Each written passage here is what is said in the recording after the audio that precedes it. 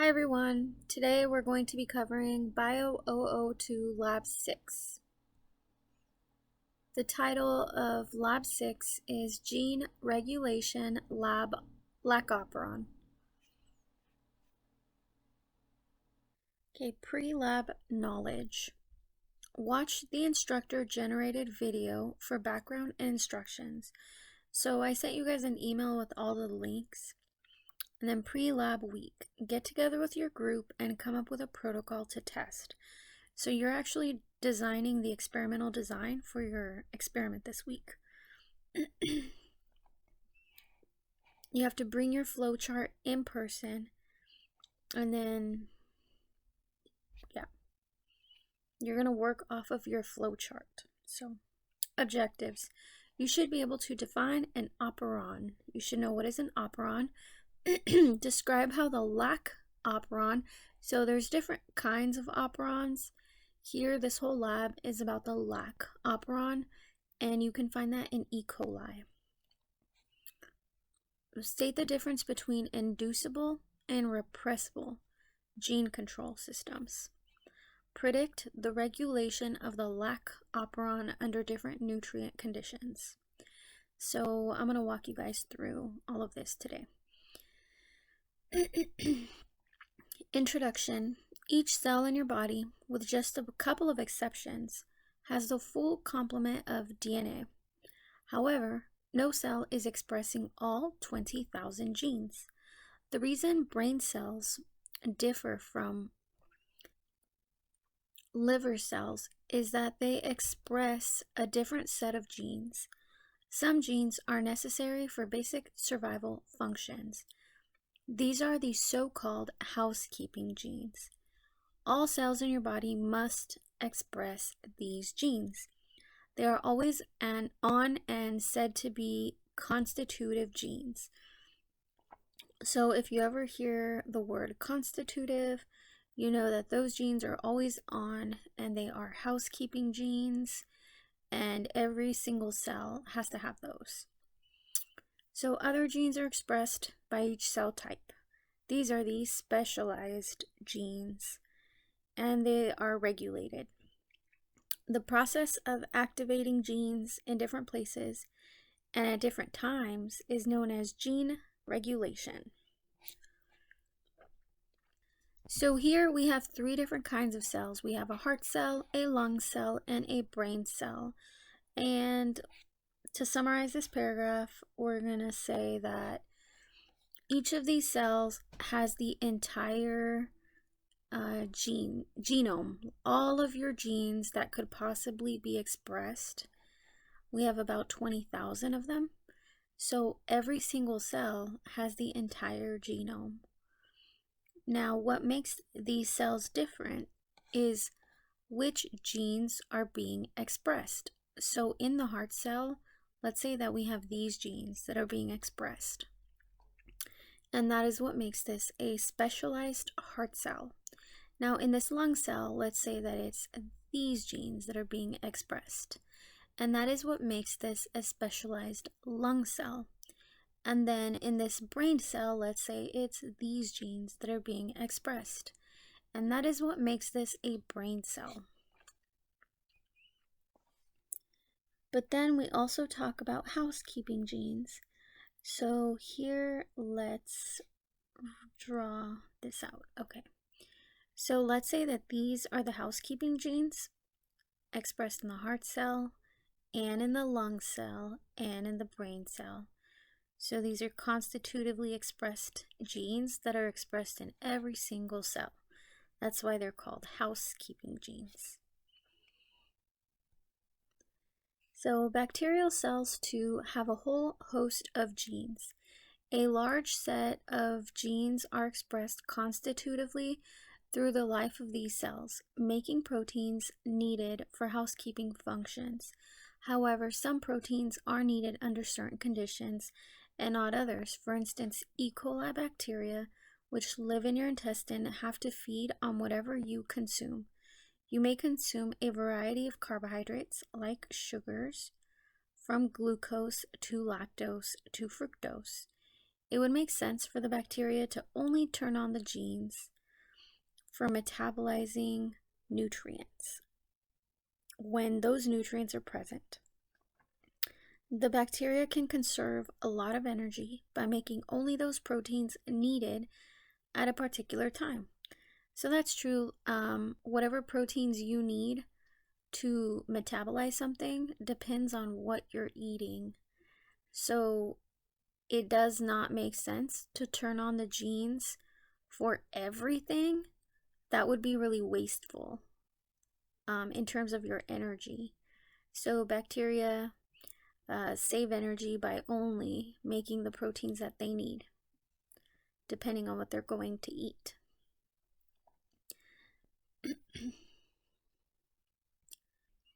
The utilization of lactose sugar by E. coli is a fantastic example of how elegantly nature has equipped these cells with a switch for making enzymes that are only when they're needed. For E. coli cells to be able to survive on lactose, 3 proteins are needed. These are the beta-galactosidase for splitting the disaccharide lactose. So lactose is a disaccharide. That just means that it's like 2 sugars combined. And so galactosidase is a protein that is needed to split it in half into the monosaccharides glucose and galactose. Lactose permease is for permitting lactose to enter the bacterial cell. And thiogalactoside transacetylase, whose function is not fully understood at this time. So when lactose is present in the environment, for instance, when you drink milk, these 3 proteins are needed. And when lactose is absent, these proteins are not needed. It would make sense to regulate the expression of all 3 genes together. And yeah, that makes sense. Like, you don't want to go to one place to express one of the proteins and then go to a different location to express another one of those proteins and then a different location. That would be time consuming. So it would be best, most efficient, if you can just control all 3 simultaneously. So they should just be together. Genes which are grouped together under the control of a single promoter are part of an operon. So if you remember when we transfected your bacteria with GFP, there was a promoter, and you can turn on the promoter or you can turn it off. If the promoter's turned on, then your protein can be expressed. If the promoter's turned off, then the protein will not be expressed. So in this case, an operon is a promoter that controls the activity of, or the production of, more than one proteins. So here there's a promoter that controls the expression of these 3 proteins all at the same time. An operon consists of a promoter region of the DNA to which the RNA polymerase binds. So the RNA polymerase binds to the promoter. The operator, which signals whether transcription will occur, so the operator signals whether transcription will occur. And the 3 structural genes, LAC-Z, LAC-Y, and LAC-A. So remember, genes code for proteins. So LAC-Z will code for one of these proteins, LAC-Y will code for another one of these proteins, and LAC-A will code for another one of these proteins. That is exactly what exists in all bacteria and some eukaryotic cells. Gene regulation. So we have 2 scenarios here. We have scenario A and we have scenario B. Okay, so The first scenario is when there is no lactose present. And the second scenario is when there is lactose present. So when there is no lactose present, the lac operon is inactivated. So let's go over and then when lactose is present, the lac operon is activated. So here we have L gene enclosed by, I don't know if that's L or I gene. Then you have your promoter, and then you have a lac repressor, and then we have an operator right here, this white portion, and then we have the lac Z gene, the lac Y gene, and the lac A gene. So the lac operon goes from the promoter all the way to the last gene.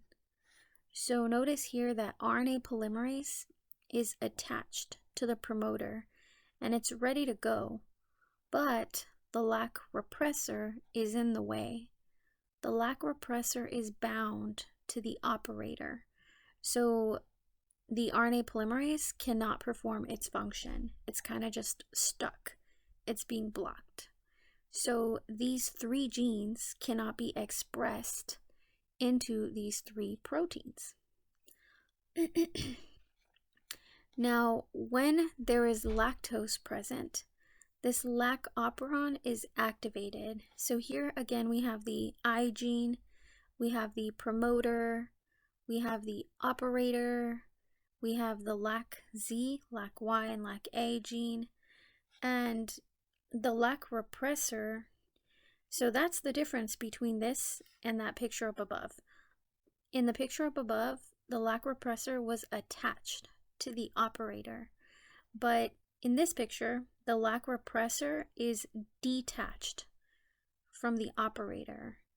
So how did that happen?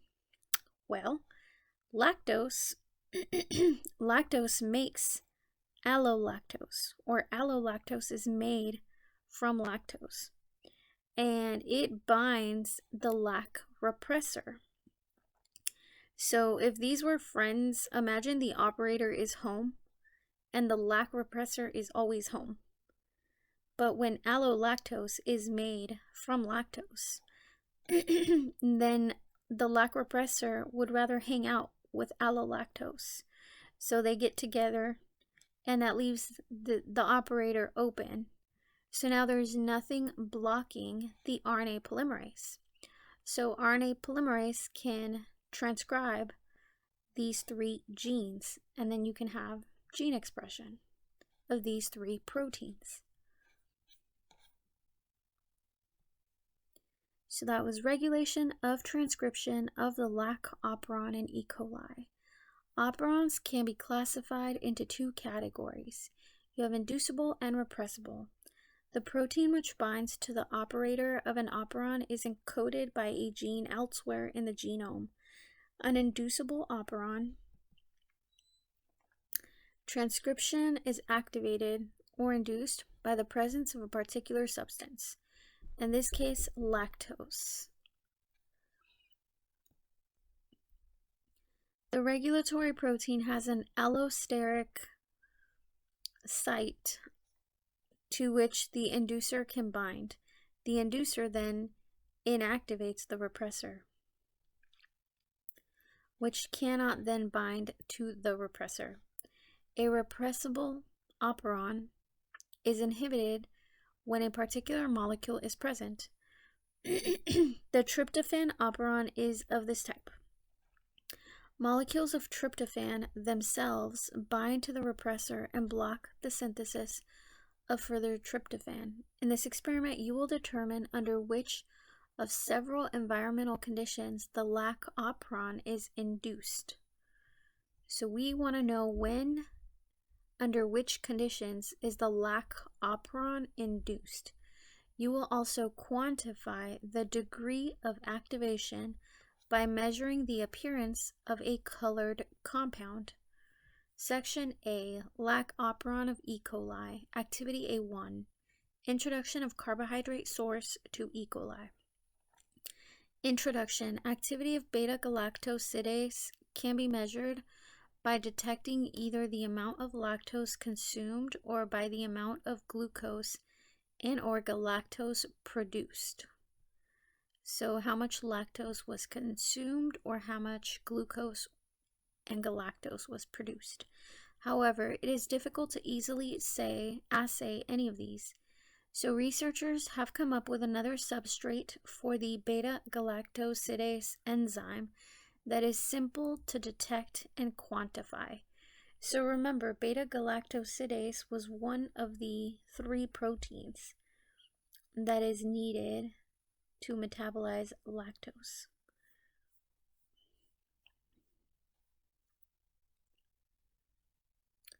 This compound is ONO2 phenyl B-D-galactopyranoside, ONPG, a derivative of lactose. As figure 2 shows, ONPG is split by beta-galactosidase to galactose and O-nitrophenol. So remember that there was a protein like that, and then beta-galactosidase cuts it in half. Whereas the ONPG and galactose are colorless, the O-nitrophenol is yellow in color. By measuring the absorbance of light through a sample of bacterial broth at 420 nanometers with the aid of a spectrophotometer, one can assay beta-galactosidase activity. Okay, so we're looking from clear to yellow, it looks like. Those are the colors. So figure 2, conversion of ONPG catalyzed by beta-galactosidase.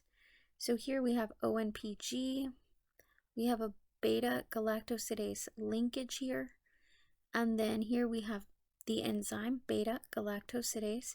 So that's the enzyme, that protein, that first one. And it just breaks those 2 sugars in half, because that was a disaccharide, right? And then it just broke them and turned them into monosaccharides. And yes, so that's the NO2, O-nitrophenol, and galactose. So this is the one that turns yellow. Since the number of bacterial cells in the broth is also a factor that needs to be determined to standardize the assay for beta-galactosidase activity, you need to calculate this parameter. Luckily, by measuring the absorbance of the same broth culture at 600 nanometers, one can quickly determine this. An OD600, an optical density reading of 1 equals 2 times 10 to the 8th cells per mil. Oh, okay, so this is really easy. You're going to have a little cuvette for the spectrophotometer, and you're going to add a sample of your broth. And then, depending on what value you get, that will tell you how many cells you have. And you have to know how many cells you're starting off with in order to determine or quantify the activity. So for your optical density of your broth, 2 times 10 to the 8th cells per mil will equal an optical density of 600, or a reading of 1.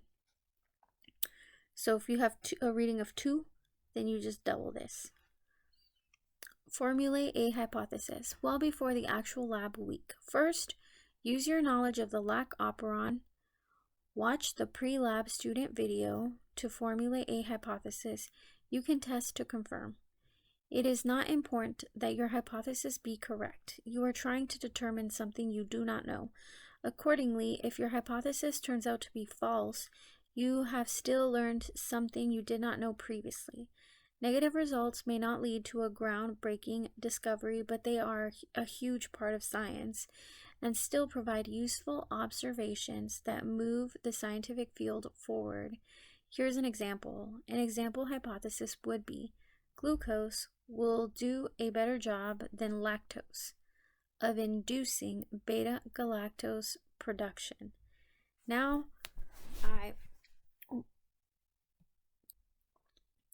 Now I need to design an experiment that will allow me to test my hypothesis.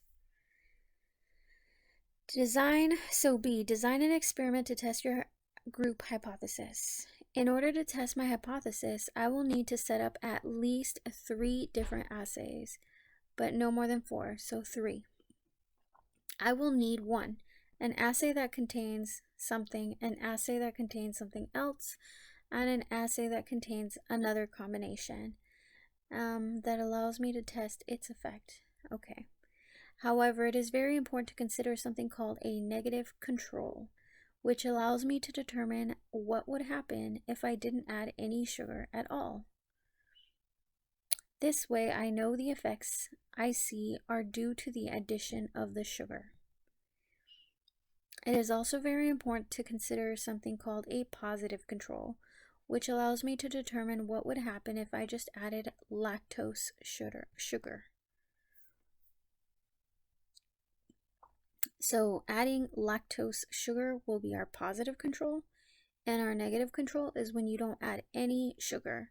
So these controls are really important for your proposal or for your written lab report. This information should be talked about maybe in your intro and definitely in your discussion. I will then this way I know the effects I see when the genes are turned on. Yeah, the positive control, for sure, if you add lactose, you know that the operon is going to be turned on. That promoter will be active, and all 3 of your proteins are going to be expressed. So that's why adding lactose would be your positive control. And then adding sugar, or adding no sugar, that's your negative control, because you know for sure it will be turned off. So those 3 proteins should not be expressed. So I will then make notes on how I am going to assemble these assay cocktails. We are getting a little ahead of ourselves here with the specifics of the assay, but you will see the instructions below that will help you understand where the volumes came from and design your own assay based on a basic cocktail. So this is an example. You have tube number 1, you have 1, 2, and 3. You're going to add water. You're going to add 200 microliters, 200 microliters, and 400 microliters to number 3. So then 4% of maybe one sugar and 4% of another. And then your concentration will be 200 microliters. That'll be your volume of this sugar. And then over here for tube number 2, it'll be 200 microliters of this sugar, and then none in number 3. So to each of these tubes, I will then add my bacteria, then assess whether or not beta-galactose is produced over time. Hint, 90 minutes is enough time. So this is why we have to come prepared to lab. Once you add all of your ingredients to your 3 microcentrifuge tubes, you have to wait 90 minutes. Okay. Conduct your experiment and collect data. So now that I have designed an experiment to test my hypothesis, I will set up my cocktails and bacteria and conduct the assay following the basic instructions below. I will need to read the directions for data collection ahead of time and generate a flowchart of the protocol. This way, I will be prepared when the time comes for me to complete the assay and determine the amount of beta-galactose activity.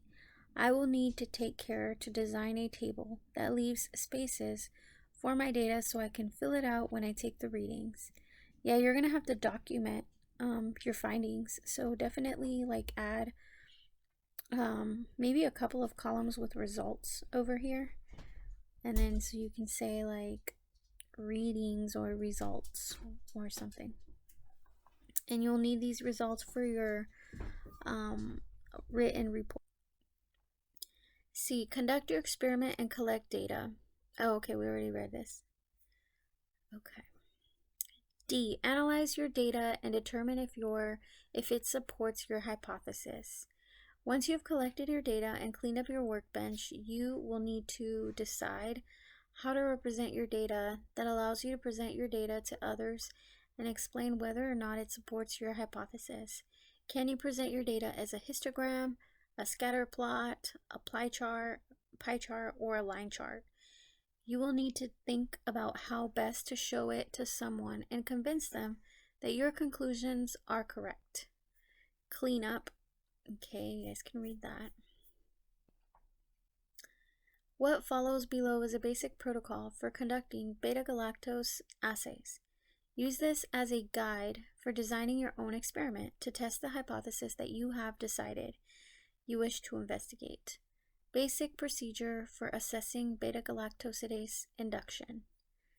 Setting up the assays.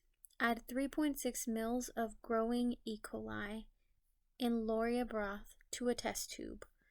To each tube containing E. coli, add 200 microliters of any two of the 4% sugars. So there's going to be several 4% sugars, and you get to choose two. Or you get to choose water. You must have a final volume of 4 mils. Okay? So if, let's say you have like 6 sugars, then so you need to have 3 conditions. So what you can do is you can say, okay, for my condition number 1, I'm going to add these 2. For my condition number 2, I'm going to add these 2. And for my condition number 3, I'm going to add these 2. Okay? So either way, your final volume in your 3 samples has to be 4 mils. To each tube, add the following. Place all 4 test tubes in the 37-degree incubator. So that's our heat block in the back of the room. And then you need, oh no, that's the incubator. That's by the door where the TAs come in from. That's the incubator. So we're going to place all of our test tubes at 37 degrees Celsius. You need to sample at 2 different time points. Okay, so here's another part of your experimental design. What 2 time points are you going to do? Because I think you had an hour and a half total. So you can say, okay, I'm going to sample at time 0 and at time at the end, 1.3. 1.5 hours. Or you can say, I'm going to sample at 45 minutes. And I'm going to sample at the end, which is like 1.5 hours or something. I don't remember the exact numbers. But basically, this is all you get to choose, you get to decide. And in the discussion, you're going to say why. Oh, we chose, the 45-minute time point because we figured, that this would give the bacteria enough time to express the protein and allow it to turn yellow, because that's what we're looking for. So, okay. Number 2, assessing beta-galactose activity in your assays. This activity has 2 parts, and these should be conducted simultaneously, so you can return the samples to the incubator as quickly as possible. Determine bacterial concentration. Recover your tubes from the incubator at, say, 20 minutes, so you get to choose this number. You can say 30 minutes, you can say 45. And you have to pipette out 1 mil from each into the cuvettes. So the cuvettes are those ones like those square ones for the spectrophotometer. So you take 1 mil from your sample and you put it in your cuvettes, and that cuvette has to be labeled blank. Oh, and return them to the incubator. For B, you add 1 mil of broth, only broth, into a cuvette and you label it blank. So this makes sense because it's only broth. There's no cells. So you want to blank it with only the broth. And then you want to test your actual samples. So if you don't use a blank, your numbers are going to be wrong for your samples. So important, set the wavelength on the spectrophotometer to 600 nanometers. Place the blank cuvette into the spectrophotometer and zero the absorbance. Measure the absorbance of the sample cuvettes and record the values. Empty your cuvettes into the waste container, then wash with bleach and distilled water and set aside to dry. So remember, there's bacteria here, so make sure you're constantly washing your gloves with 10% bleach so that you don't accidentally touch your papers and your pencil and all your stuff. So any waste goes into your liquid waste container, and then immediately put bleach in there. So that way it's constantly killing whatever bacteria is in there. Determination of beta-galactosidase activity. So that was part 1. So that's determining what your concentration of bacteria is using the spectrophotometer. So the next half is determination of the beta-galactosidase activity. So now we're asking, okay, with the 2 sugars that we chose for each of our 3 samples, were we successful in turning on the, where am I? I lost the word.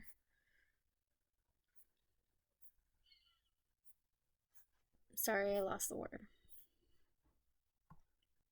Okay, I found it. The operon. Were we successful in turning on the operon?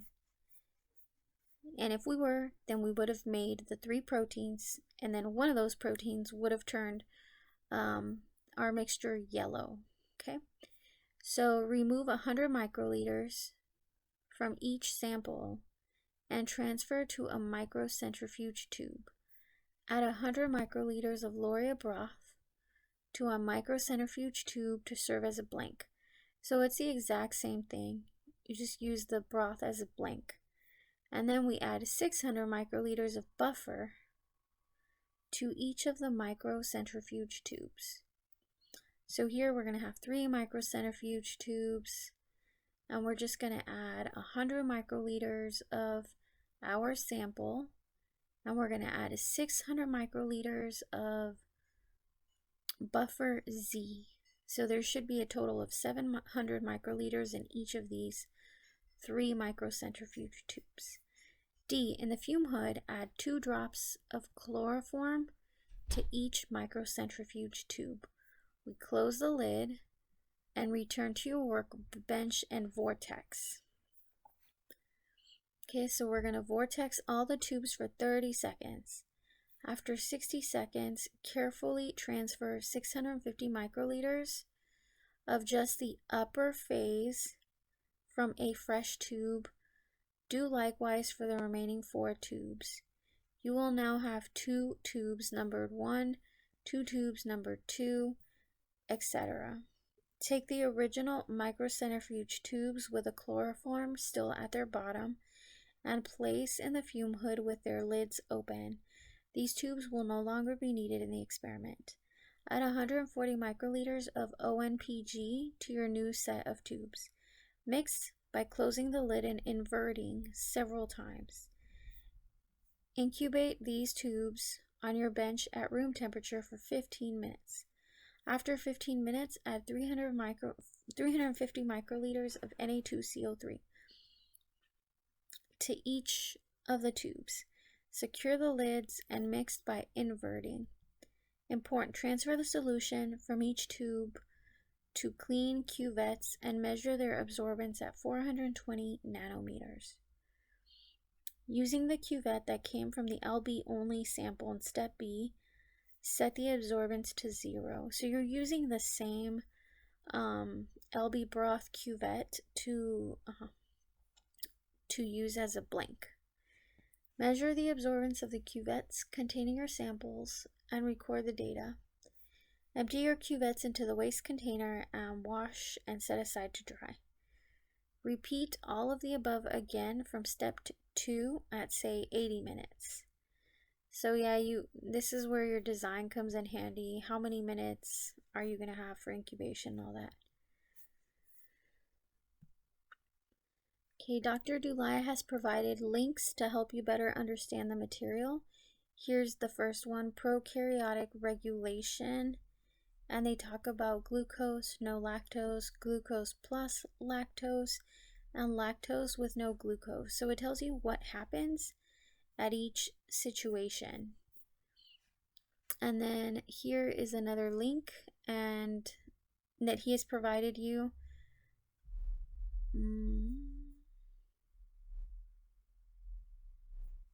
I don't know what this is. Guidelines and policies. That doesn't sound right. Okay, here's another link. Prokaryotic gene expression, the lac operon, an inducible system. So this looks like it explains the whole system to you, everything that I just explained in plain English. So I is for the repressor protein. It's the gene for the repressor protein. P is a promoter, O is operator, lac Z is the gene for the beta galactosidase. Lac Y is a gene for beta galactoside permease. And lac A is a gene for beta galactoside transacetylase. So this, I like this website. So definitely check that out. And then I think that's all I got from there. And then definitely I would say go into the files folder.